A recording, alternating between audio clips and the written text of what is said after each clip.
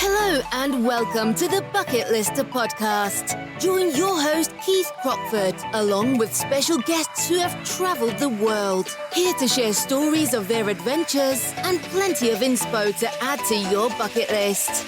Now, let's get into today's episode. Hello everyone and welcome to this week's episode of the Bucket Lister podcast. Firstly, my sincere apologies for the delay in this podcast.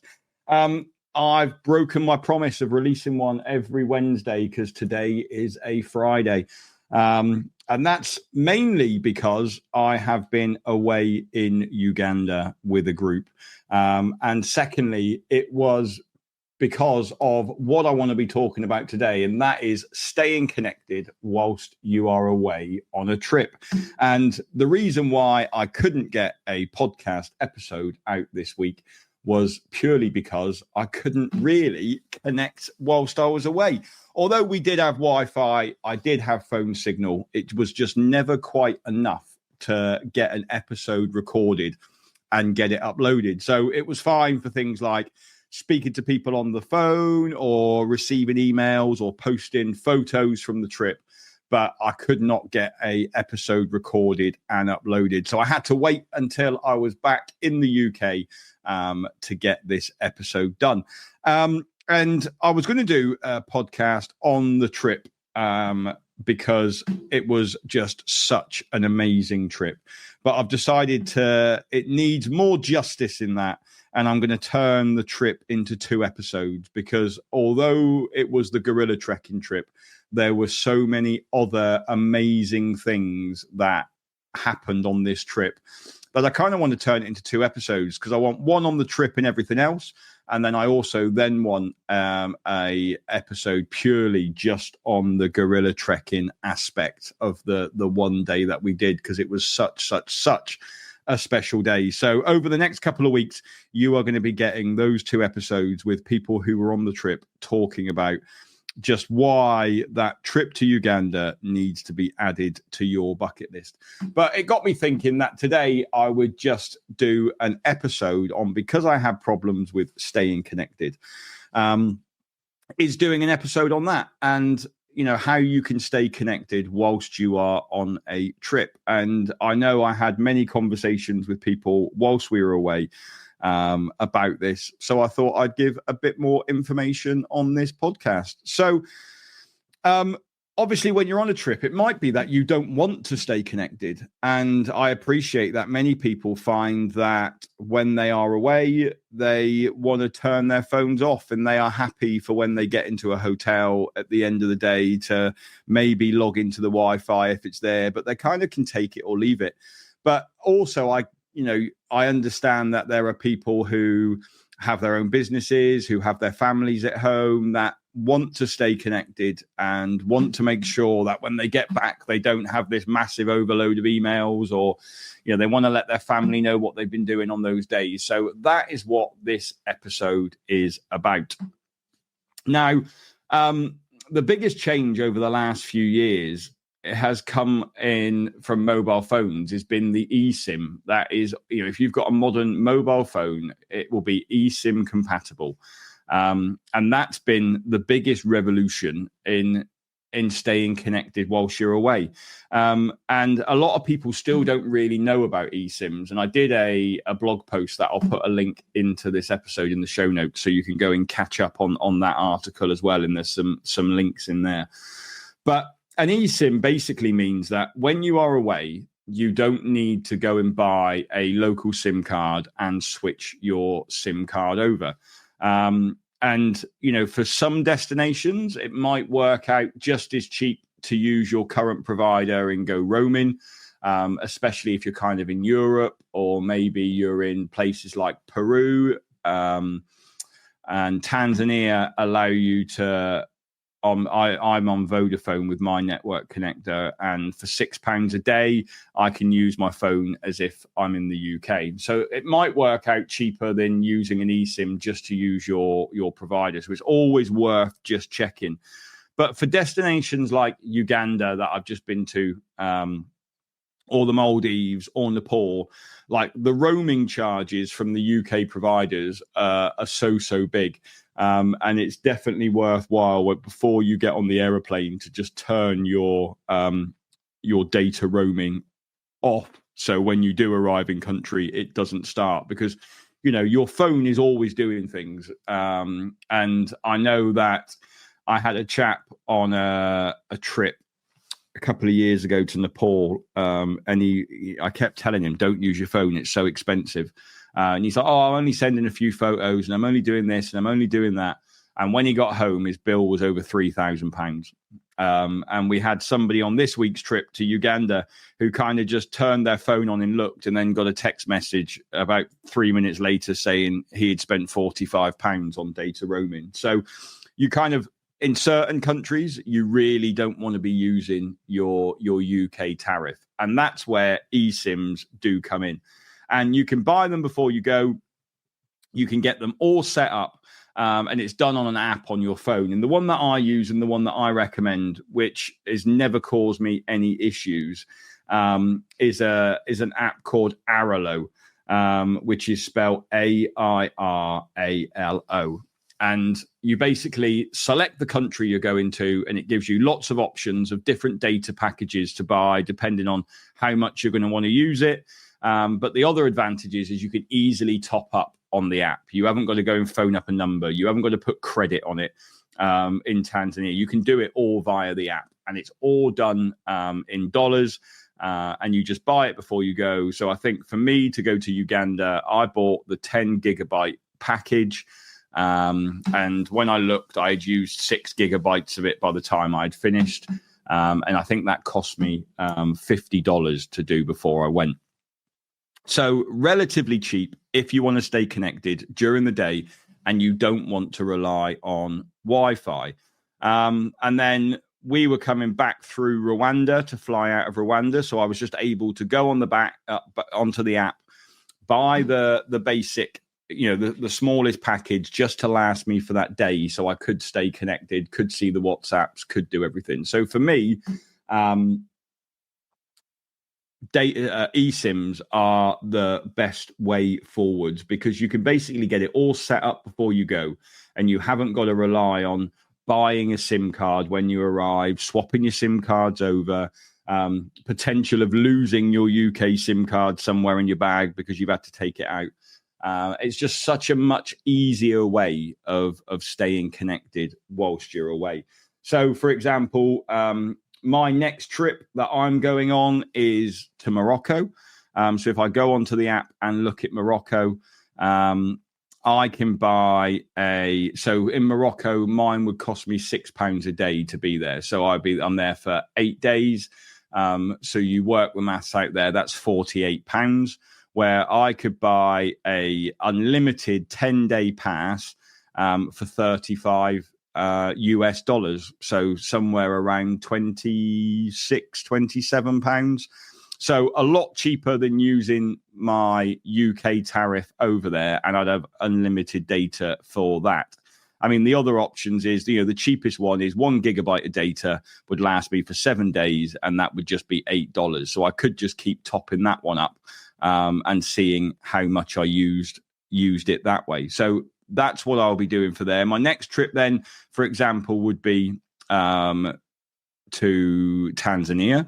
So if we have a quick look at Tanzania, what's that going to cost me? So a 10 gigabyte 30-day pass for Tanzania is £26. Well, that would cost me £60 for the trip if I use my Vodafone contract over there at £6 a day. So it's much easier to do the eSIM and much cheaper. Now, the only thing with the eSIM is you will get a local Tanzanian number connected to the eSIM. So no one will be able to call your number, but your WhatsApp, etc., would all switch straight across. So it is data.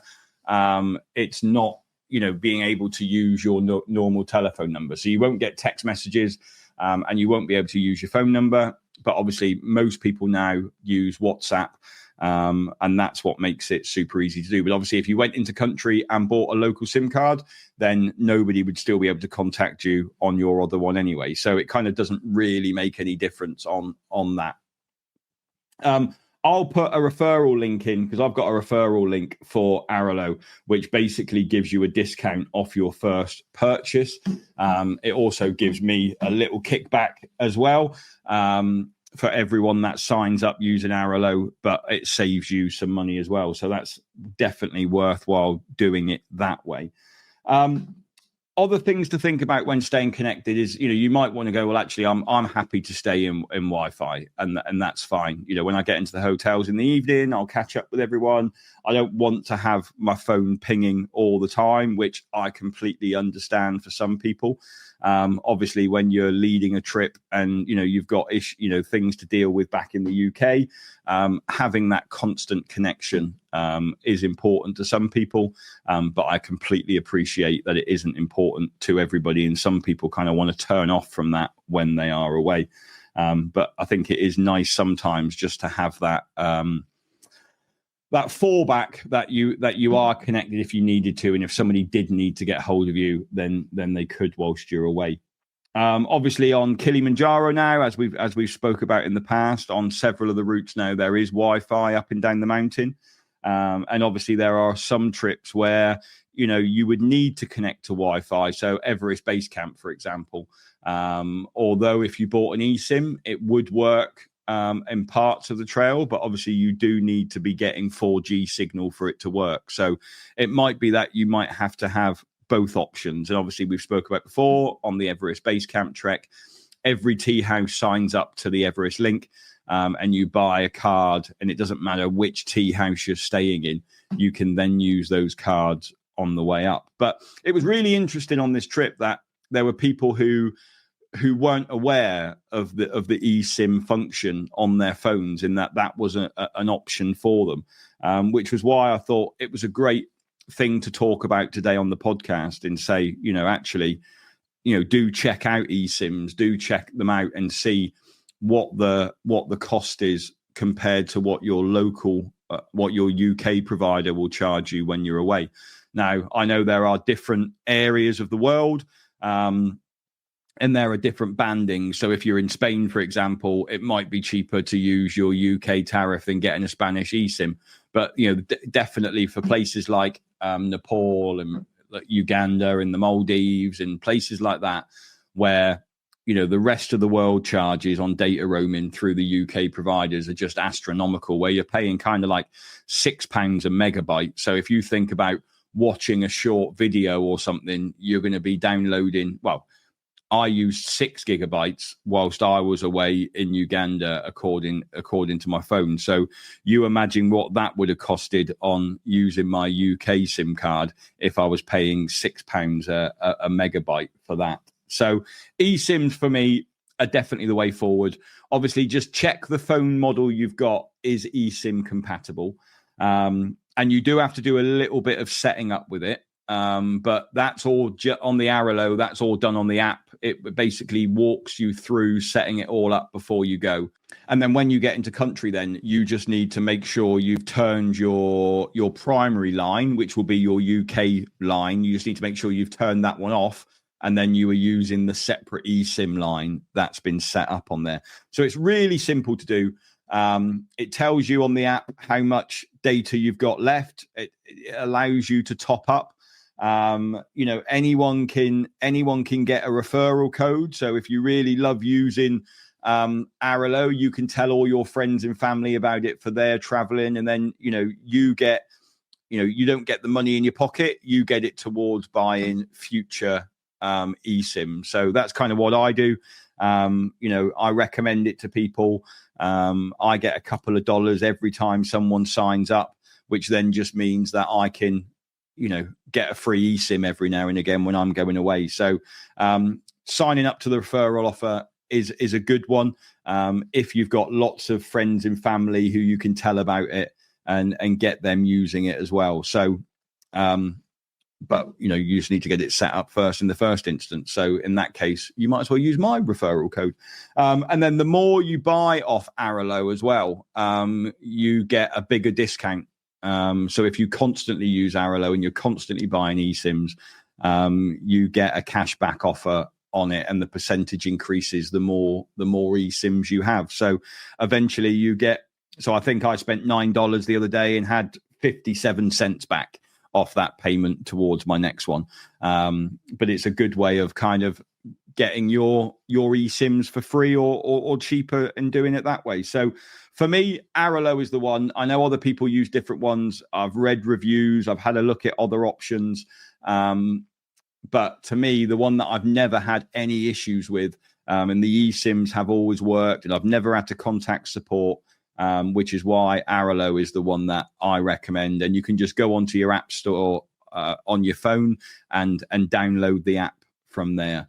But for me, that's how I stay connected on my trips. It wasn't quite enough to get a podcast episode uploaded, unfortunately, whilst I was away. And also I was having such a good time. So it's taught me the lesson that if I'm going on an amazing trip, I need to make sure that I've got podcasts lined up for whilst I'm away. But I'm back now for a few weeks before I'm off on another trip again. And there are going to be 2 exciting episodes coming where I talk about the gorilla trekking trip as a whole, and then also one episode where we're going to really go down and talk about the experience of the gorilla trekking in detail, because I think that deserves a podcast on its own. Well, anyway, that's it for me for this week. Just a short episode to welcome me back to the UK from that trip, and just to give you guys some information on how you can stay connected whilst you are traveling.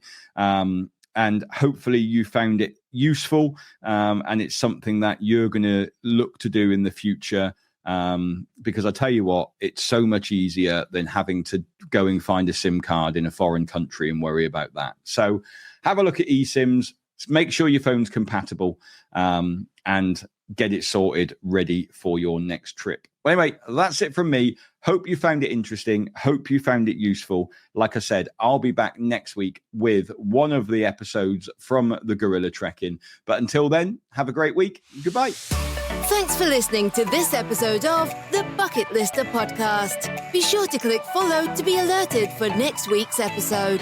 For more travel inspiration, check us out at www.thebucketlistcompany.co.uk or follow us on socials. See you next time.